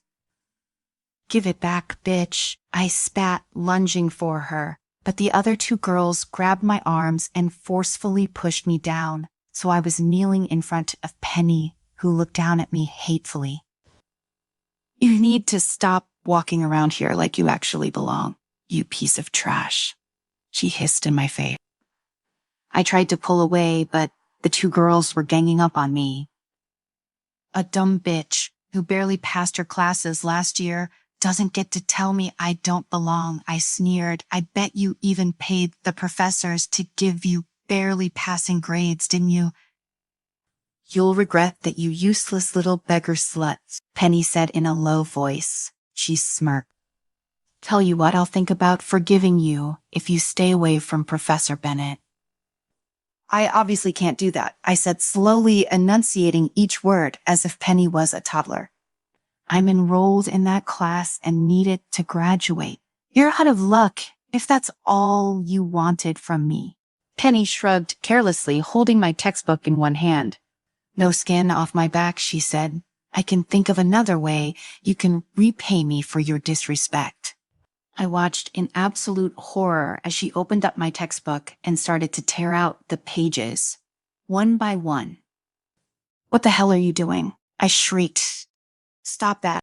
I struggled and was finally able to yank my arm out of the shorter girl's grasp. The tall blonde just tightened her hold on me. Penny's arm was a blur as she tore out several more pages, the sheets fluttering down to the ground. I gritted my teeth. This girl was absolutely insane. She knew very well that it would be difficult for me to pay for another expensive textbook. Penny laughed maniacally, the piercing sound echoing through the alley. The obnoxious sound cut off suddenly when something past me made her eyes widen. She dropped my book and the three of them quickly took off, walking quickly away from me. What the hell happened? I snapped my head back when I saw who was there. I immediately ducked my head. No, I didn't want him to see the angry tears that were streaming down my face. I bent down to gather the torn pages from the ground as fast as I could, trying to flee the scene. But it was too late. "Are you all right?" Professor Bennett's velvet voice was concerned as he kneeled next to me to help me gather the pages. "I'm fine," I muttered, my eyes fixed on my own legs, which were dirty and scraped up. How much of that did he see? I wanted to scream with frustration. If I told Aunt Penny and her friends, the revenge she would bestow on me would be catastrophic. Professor Bennett didn't say anything else, though, and I appreciated the silence. He helped me gather up the couple dozen pages Penny managed to rip out of the book. I lowered my head deeper, ashamed to have him find me in such a distressed state. "Here you go." He handed his stack to me once we were both on our feet. I looked up to thank him, but the words died in my throat when I saw the livid expression on his face. He was gone a moment later, but only because he turned quickly on his heel and started to walk off. "Come with me. I'd like a word with you in my office." What did he want from me? Was I not miserable enough? Why did he act like I did something wrong? I grimaced but obeyed, following dutifully behind him. God knows why Professor Bennett just had the magic to make me do as he said. We walked in silence as thoughts flashed through my mind. Penny ordered me to stay away from him. I should have known Penny was also lusting after the professor like most of the girls in the class. If that was the case, she would have to do this to over 100 females. Did she come to me just because she'd like to pick on me? Or was it because the professor did seem to pay more attention to me during sessions, often calling on me and glancing over at me? I thought it was just my imagination at first, especially since the glances he gave me were subtle and quick for the most part. But was that also Penny's impression? On that thought, I stole a peek at Professor Bennett's straight back, and my heart started to speed up because now all I could wish was that he would pay even more attention to me. Gosh, Ellie, just how horny you were. Your number priority at this moment was your $500 textbook. This way. I wasn't surprised when we went into the literature building and he led me to an arched door with reddish wood. He opened the door for me and my eyes widened when I stepped through. The office was huge, about the size of a small apartment. The ceilings were high and the walls were made of glass and overlooking a French-style garden with rose bushes and nicely trimmed hedges. There was even a koi pond in the middle of his hardwood floor with a fountain. He shut the door behind him before stepping toward me with every step he took. My heart pounded louder. What was he going to do to me? Then he reached out his hand gently but firmly, taking my ruined textbook away, setting it on the large desk made of a dark, almost black wood. "Professor, the ensuite bathroom is through there. Please clean off your legs, and then we'll talk." He swept a hand across the large space at another smaller wooden door. He just asked me to use his private bathroom. I shook my head hard and walked into the bathroom, trying to get rid of any more dirty thoughts about the man who just helped me. "Damn rich schools and their fancy offices," I muttered, taking in the clean white bathroom with gold-colored accents, desperately trying to distract myself from the hot as hell Professor Bennett. After cleaning myself up, I looked in the mirror and wished I hadn't. My eyes were red-rimmed from the few tears I shed, and I looked pale. I was a mess, everything but attractive. Penny was right. Someone like me should stay away from him. I hesitantly exited the bathroom. Professor Bennett was seated at the large desk. "Come here," he gestured for me to go over to him, and my legs automatically moved towards him. I happened to have a spare. There on his desk was a pristine copy of the textbook that Penny just destroyed minutes earlier. My eyes widened. "Professor, His expression turned cold as he watched me. "You'd best stay away from those girls." My head shot up. I felt a red tint on my cheeks. as I balked at him. Why was he scolding me for what happened? He didn't wait for me to respond, his tone hardening even further. I must insist that you make yourself scarce where those girls are concerned. If it happens again, let me know. I tried to stay out of their way, but they wouldn't let me. I couldn't help but snap. I pressed my lips together before looking away from him. Anyway, they don't really bother me. I can take care of myself, so there's no need to report this. I didn't see anything, so I have nothing to report, Professor Bennett said firmly. However, I can advise you as I see fit, considering that you are a student of mine. You'll do well to avoid putting yourself in those kinds of unpleasant situations going forward. Correct? I looked at him with surprise, realizing what he was trying to do. He probably knew even more so than I did, that reporting this kind of incident wouldn't get anywhere considering the amount of money these students had. They could buy their way out of any situation. He was just trying to help me. In fact, he did. He had replaced my $500 textbook. I knew I should thank him, but all of a sudden my throat tightened, and I couldn't make a sound. It was so unfair, yet there was not much I could do. So instead of fighting back, I dropped my gaze to the ground and nodded. Yes, sir. He paused for a second, and then his tone softened, like music, and he said, "Good girl." My breath caught in my throat. How could his voice be so intoxicating and irresistible? My heart started to race, my cheeks were burning, and what was worse, my panties were dampening. You may leave now? Turning on my heels, I nearly sprinted to the door, desperate to escape the office.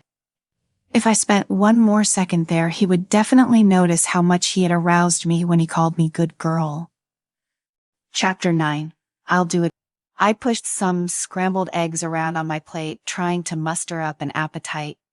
I had another dream about Professor Bennett, ever since he took me to his office a week ago. Those dreams had been happening on a nightly basis. Last night, for example, he rescued me from a demon-like monster with Penny's face. I shot up in bed around 2 a.m. and was unable to fall back asleep, my brain trying to decide if it had been a dream or a nightmare.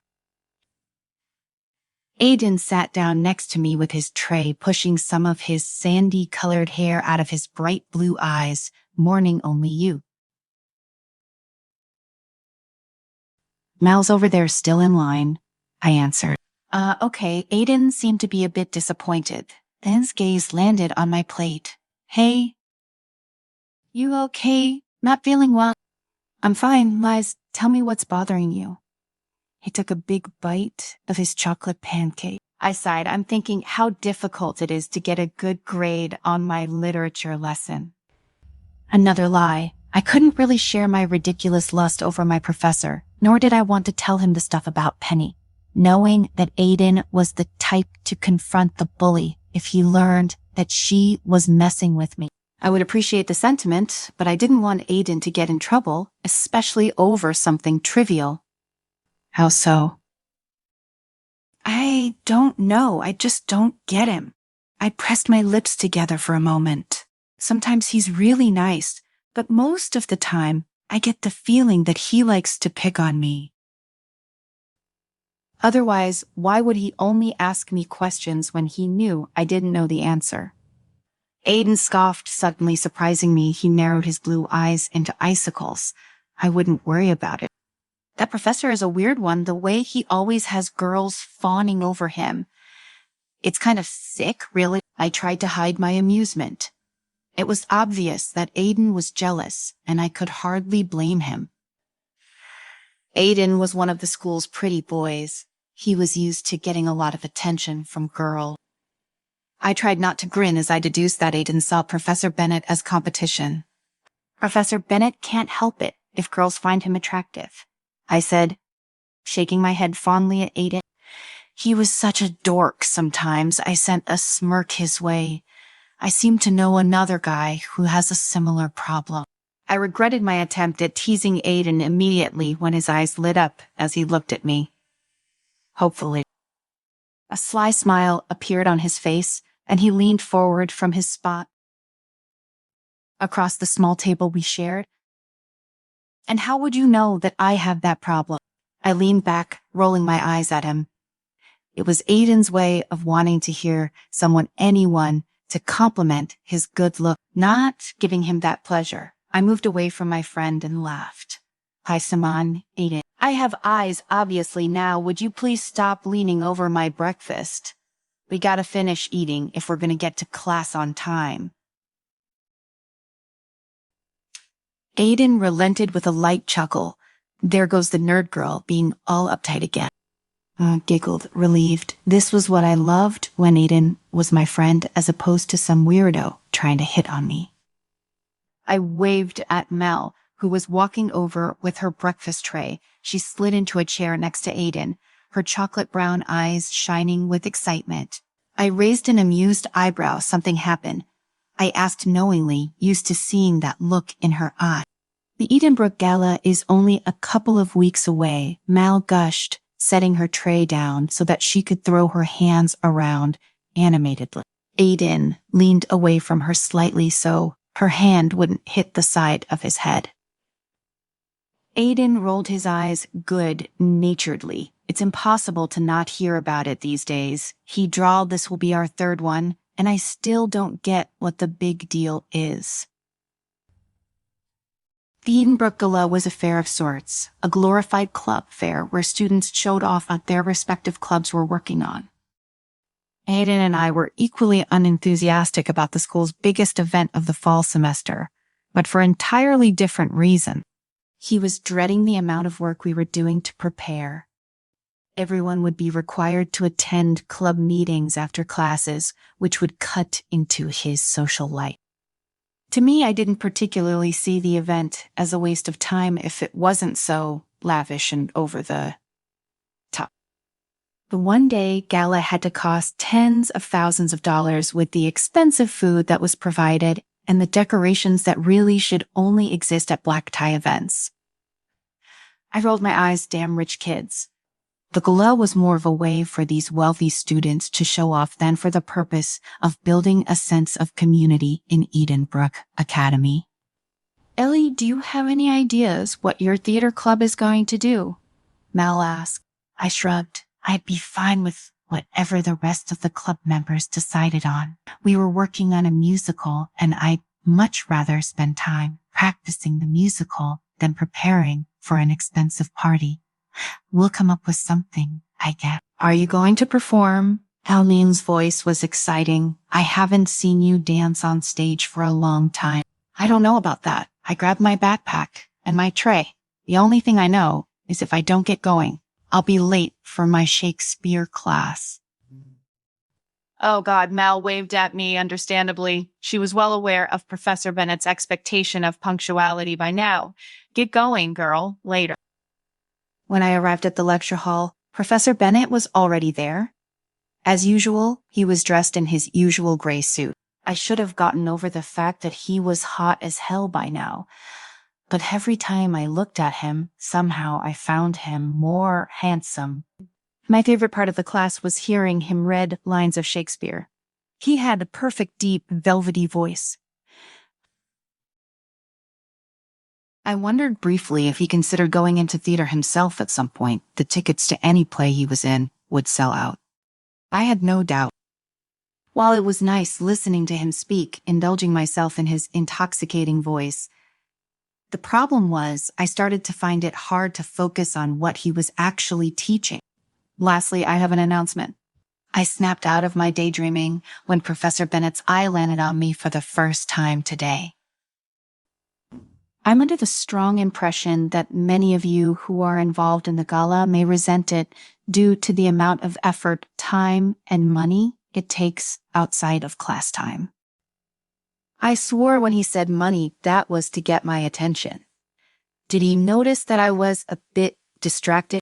His tone turned lecturing as he continued. You've been given an opportunity to showcase the skills and knowledge you've gained not just in your clubs, but as students of Edenbrook Academy. So, for those who are in clubs, I must urge you not to waste this opportunity you've been given and to do your best. No one reacted audibly. For those who aren't involved in a club, the gala is still looking for volunteers to help with the general running of the event. That being said, you are all encouraged to participate in one way or another. I will be doing my part by offering extra credit as I see fit. He dismissed us then. I took my time gathering my things as the usual line of girls started to form in front of the professor's podium. I rolled my eyes as I slipped my books and papers into my backpack. It was obvious by the students' fluttering eyelashes and casual hand gestures that they were flirting with him. It took a while for the line to dissipate and for me to be the last one in the room with him. I tried to appear casual as I slung my bag over my shoulder and started toward the front of the large room. Professor Bennett was gathering his stuff, slipping folders into his leather book bag. He raised an eyebrow almost teasingly, which surprised me. "Did you need something from me, Miss Collins?" I tried to fight back my blush. Did I really need anything? I just wanted a moment alone with him, I realized with mortification. Was I just as bad as those other girls who were shamelessly flirting with him just a minute ago? "I was wondering about your devotion toward the Edenbrook Gala," I found myself saying honestly. Other professors also encouraged us to participate, but no one offered extra credit. Not only that, he also seemed to be threatening us in a casual way as well, like he would be extremely disappointed if we didn't take it seriously. He raised both eyebrows and the corner of his mouth curved upward. "Is it so surprising that I'd like my students to participate in extracurricular?" "No," I said slowly, my cheeks burning. "Not surprising, just interesting." I was right in front of his desk now, allowing me to make out the subtle details in his face, like the curve of his strong jaw and the golden flecks in his green eye. He hummed as he gazed at me, his eyes searching my face in a way that made me fidget. He grinned. "You're in the theater club, correct?" "Yes," I said with a nod, wondering where this was going. "Do you perform?" "Well, sometimes, but..." "Then I look forward to seeing you in the event." Then he said with a faint smile that took my breath away. My face was burning as I exited the classroom, my brain turning over the exchange that had just occurred over and over. I was so beside myself that I didn't notice Penny standing in the middle of the hallway right outside the classroom, clearly waiting for me. "What the hell were you bothering Professor Bennett about, you little slut?" she demanded, getting right in my face. I felt my temper flare immediately as I played back the little textbook incident from just a week earlier. I attempted to brush past the crazy bitch. "Why don't you go ask him yourself if you're so concerned?" "Now is that how you speak to me when I decide to offer you a nice deal?" Penny's amber eyes narrowed. I continued to walk away. "I will not make deals with the likes of you." She stepped in front of me again, and I resisted the urge to slap her across her face out of my way. "Penny."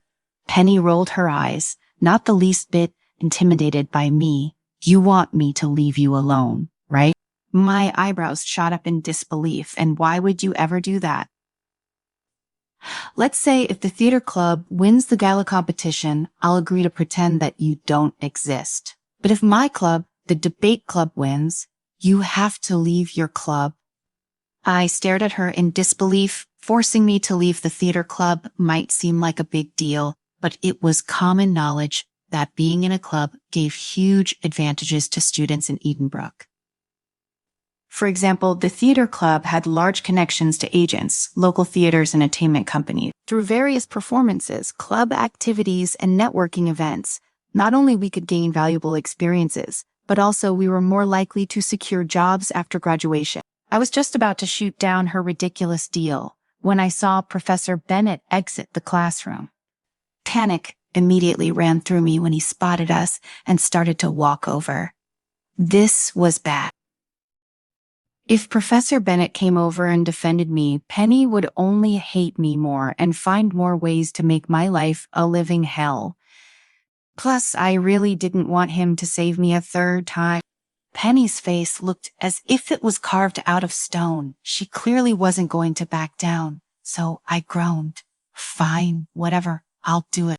I had just enough time to see her stupid face spread out in a wide, sinister grin before I ran off. Chapter 10, If You Lose.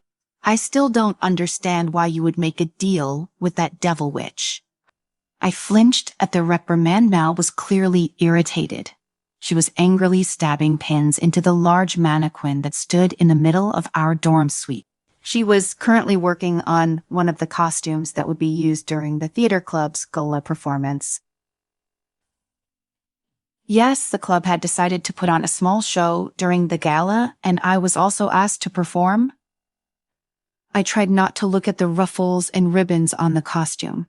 Mal did beautiful work, but the dress was a bit too cute and revealing for my taste.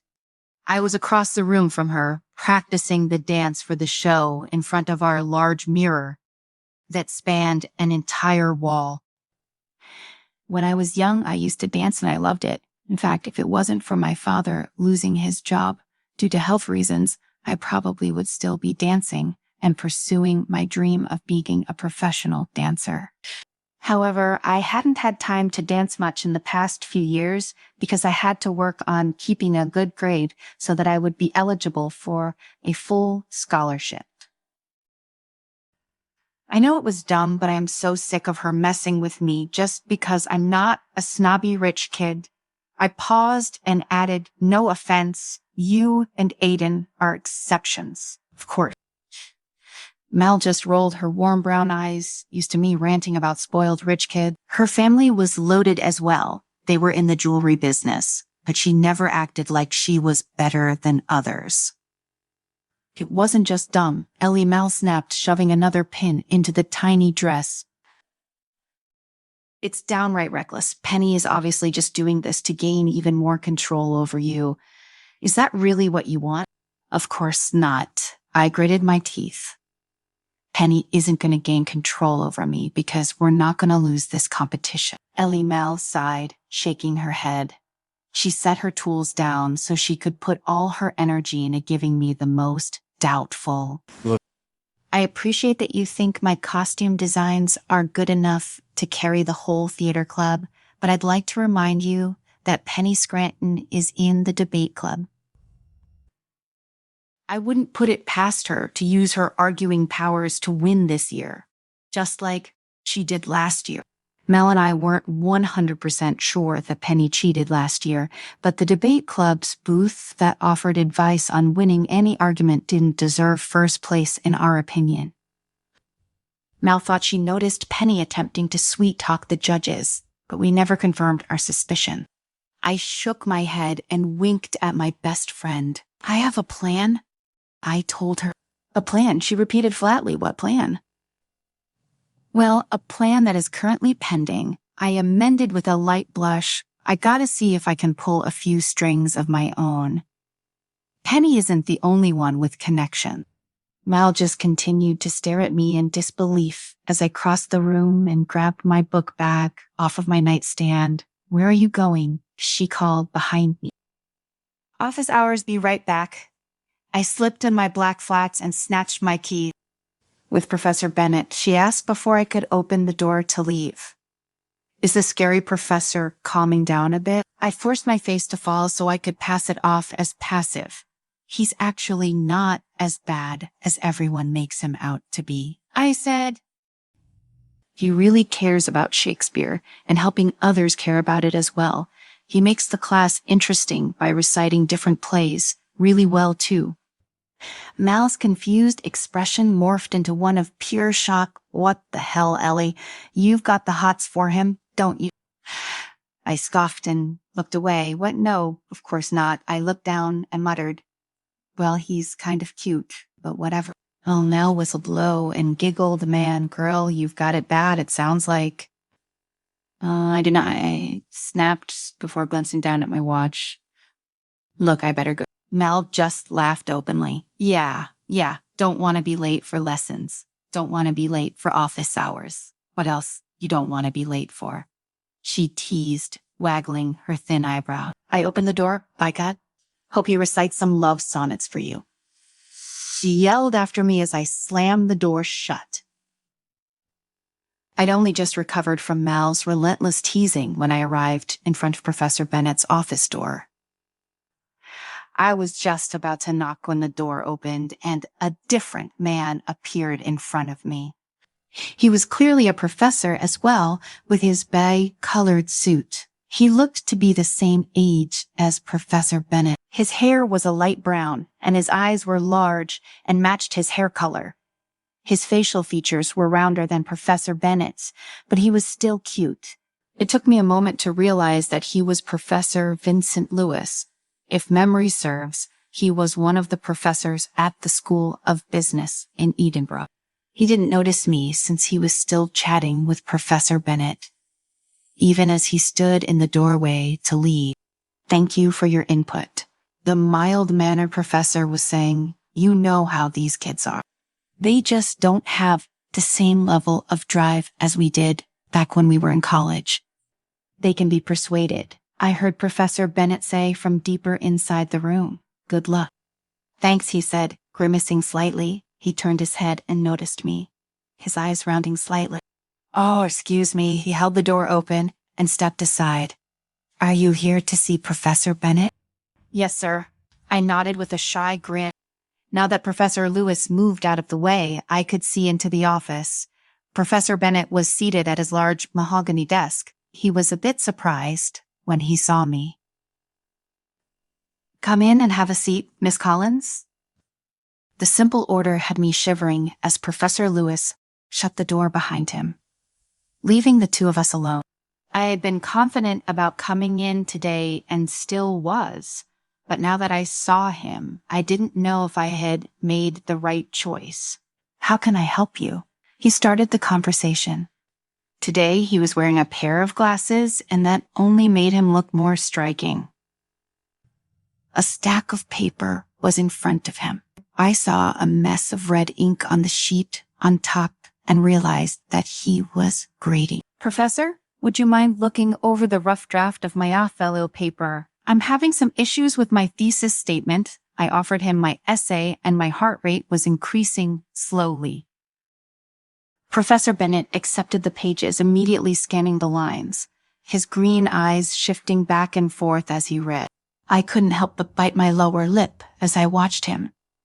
He looked so scholarly at that moment, his strong hand gripping the paper. I swallowed thickly when I imagined the way his hands would feel as they ran up and down my body. I pressed my thighs together tightly, thankful that they were hidden by his desk. I was busy trying to suppress my dirty thoughts when he looked up at me with dark green eyes. You're a strong writer, Miss Collins. Your word usage is powerful and vibrant. I could feel my eyes growing rounder as my cheeks burned at the praise. He nodded, a tiny smile on the corner of his lips before his expression morphed, completely turning stern. It caused my legs to press together even further.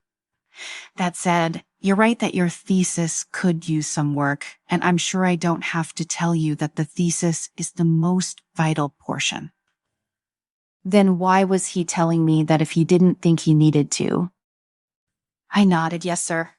I'm well aware. Very good, he said with a nod. He snapped the cap of his red pen off and started to mark areas of my paper. This could use some tweaking. I was unsure of your point here. Perhaps you could add another quote to strengthen this section. I watched in awe as he effortlessly found the faults in my paper and even more quickly thought of seamless solutions. I was trying to listen to him as he edited but was extremely distracted. By the way, his smooth lips moved. I was so close to him that I could clearly see the thick eyelashes that framed his expressive eyes. I found myself envious, wishing mine were that long and thick. He really was perfect, from his strong square jaw to his sure hands. Here you go. If you make the changes indicated, you should expect a good mark on it. I barely managed to thank him when he handed my paper back to me.